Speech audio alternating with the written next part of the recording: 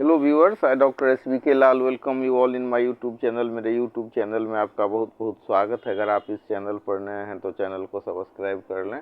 इस चैनल के माध्यम से कानून से संबंधित बहुत सारी जानकारी हम आप तक पहुंचाते हैं। आज का हमारा टॉपिक बहुत इम्पोर्टेंट टॉपिक है।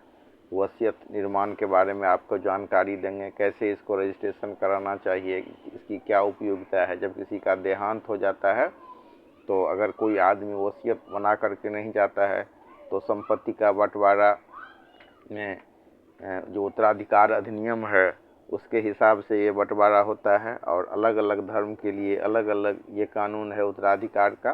तो अगर कोई आदमी अपने जीते जी अगर वसीयत कर देता है और 21 वर्ष से ज़्यादा उसका उम्र है तो इसका बहुत ही महत्वपूर्ण होता है और उसके संपत्ति के बंटवारे के लिए एक विवाद ख़त्म हो जाता है। लेकिन ये भी है कि अगर वसीयत को बनाया गया है तो उसको फिर चैलेंज भी दिया जाता है और मतलब सही वसीयत है या गलत है इस पर चर्चा हो जाती है। तो इसीलिए बहुत ही ज़रूरी है कि वसीयत के लिए जो कानूनी प्रक्रिया है उसको पूरा किया जाए।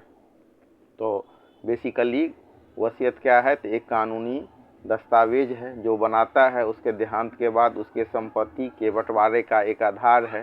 संपत्ति किसे मिले इसके लिए एक सशक्त आधार है। जरूरी नहीं कि स्टाम्प पेपर पर ही इसे लिखा जाए, बल्कि इसे सादा पेपर पर भी लिखा जा सकता है। लेकिन एक इसको सही फॉर्मेट में सही ढंग से लिखा जाए, सही स्टाम्प पर हो तो ये और भी पक्का हो जाता है।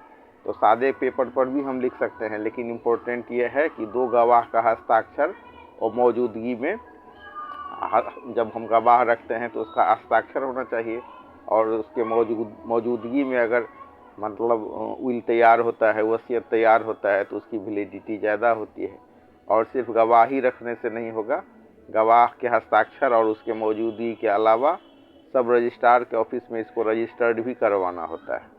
और ऐसा करने से ये संपत्ति जो जिस व्यक्ति का संपत्ति है उसके उत्तराधिकार के लिए उसकी संपत्ति, उसका जो विल है, उसकी इच्छा है, उसके हिसाब से वहाँ उस व्यक्ति तक पहुँचे जिसके लिए वो कटिबद्ध था, जिसको देना चाह रहा था। तो उसके लिए एक बहुत ही अच्छा वैधानिक विकल्प बनाता है।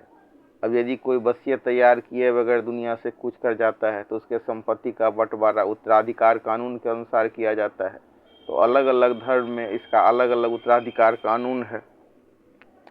अब एक उम्र भी है, 21 के बाद आप जब चाहें कर सकते हैं, लेकिन 65 के बाद अगर आप वसीयत बनाते हैं तो उसके लिए मेडिकल सर्टिफिकेट का ज़रूरी होता है, क्योंकि ऐसा प्रावधान है कानूनन कि मतलब जो मेडिकल जो वसीयत बना रहा है उसका मानसिक स्वास्थ्य अच्छा है कि नहीं है, ये बहुत महत्वपूर्ण बात है।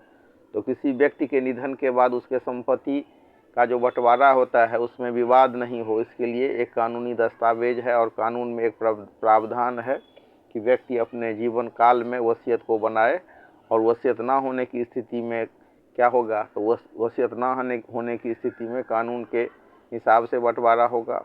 यदि कोई व्यक्ति ईसाई, यहूदी या पारसी है तो भारतीय उत्तराधिकार कानून 1925 के तहत बंटवारा होगा। अगर वो कोई व्यक्ति हिंदू, सिख या जैन बुद्ध है तो इसका एक समान कानून है और कानून है हिंदू उत्तराधिकार कानून 1956। और अगर कोई व्यक्ति है तो मुस्लिम पर्सनल लॉ शरिया कानून के तहत उसके संपत्ति का बंटवारा होता है।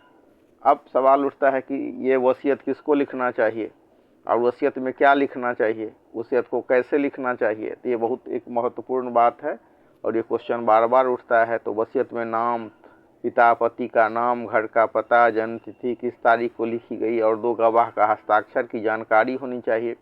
स्पष्टता भी बहुत जरूरी है। स्पष्टता के साथ ये लिखना चाहिए कि ये जो विल आपने तैयार किया, ये जो आप वसीयत लिख रहे हैं, ये आपके मर्जी के हिसाब है, स्वच्छ मन से लिख रहे हैं, किसी के दबाव में नहीं है।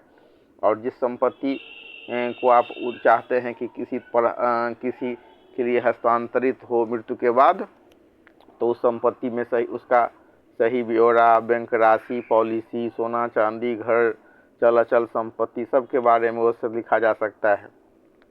अधिकार किसे दिया जा रहा है वो भी स्पष्ट करना जरूरी है। और सब रजिस्ट्रार के कार्यालय में इसका रजिस्ट्रेशन होना भी जरूरी है। और एक बहुत रिमार्केबल बात है कि वसीयत मृत्यु के बाद ही वैध होती है, उससे पहले यह सिर्फ एक कागज़ का टुकड़ा है। इसलिए लिखने के बाद इसे ऐसे स्थान पर सुरक्षित रखा जाए जो खराब नहीं हो या खोए नहीं।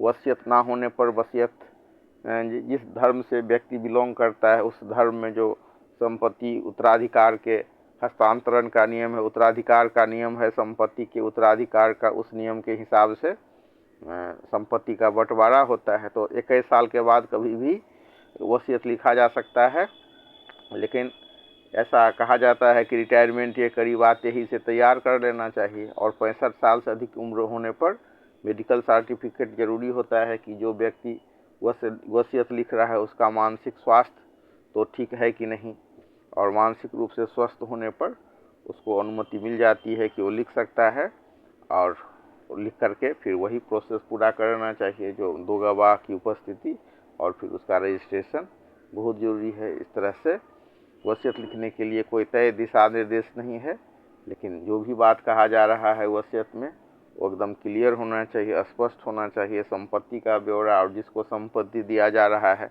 ये सारी बातें सही ढंग से हो, और उसको लिखने के बाद जो प्रॉपर ढंग से जब वसीयत बन जाता है तो उसको एक ऐसे जगह पर रखना चाहिए जो खराब नहीं हो। तो ध्यान देने वाली बात है कि वसीयत मृत्यु के बाद ही वैध होता है। वीडियो देखने के लिए बहुत बहुत धन्यवाद। आप उम्मीद है कि आपके लिए ये वीडियो बहुत फ़ायदेमंद होगा, और आप अगर वसीयत बनाना चाहते हैं तो सही ढंग से इसे बना पाएंगे।